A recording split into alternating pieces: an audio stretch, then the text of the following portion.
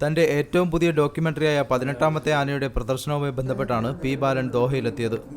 മനുഷ്യനും പ്രകൃതിക്കും ദോഷകരമായ വികസനമാണ് കേരളത്തിൽ നടന്നുകൊണ്ടിരിക്കുന്നതെന്ന് ഗ്രീൻ ഓസ്കാർ ജേതാവ് കൂടിയായ അദ്ദേഹം അഭിപ്രായപ്പെട്ടു. ആധുനിക മനുഷ്യൻ താൽക്കാലിക താൽപ്പര്യങ്ങളുടെ പുറകെയാണ് പോകുന്നത്. കേരളത്തിന്റെ ശുദ്ധവായുവും ജലവും നശിച്ചു കഴിഞ്ഞു. പെരിയാറിൽ 36 ഇനം രാസമാലിന്യങ്ങൾ അടങ്ങിയിട്ടുള്ളതായാണ് പഠനങ്ങൾ വ്യക്തമാക്കുന്നതെന്ന് അദ്ദേഹം പറഞ്ഞു. പെരിയാർ എന്ന് പറയുന്ന നദിയിൽ പഠനങ്ങളുടെ അടിസ്ഥാനത്തിൽ ഇപ്പോൾ പറയുന്നത് 36 തരം രാസമാലിന്യമുണ്ടെന്നുള്ളത്. പശ്ചിമഘട്ടം സംരക്ഷിക്കപ്പെടണമെന്നും അതിനെതിരെ നടക്കുന്ന സമരങ്ങൾ സംസ്ഥാനത്തെ വലിയ ദുരന്തത്തിലേക്ക് നയിക്കുമെന്നും അദ്ദേഹം കൂട്ടിച്ചേർത്തു.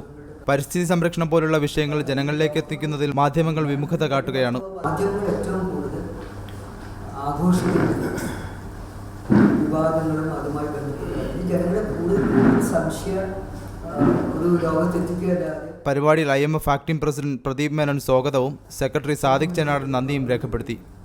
Ramees Chathiyara, media 1, Doha.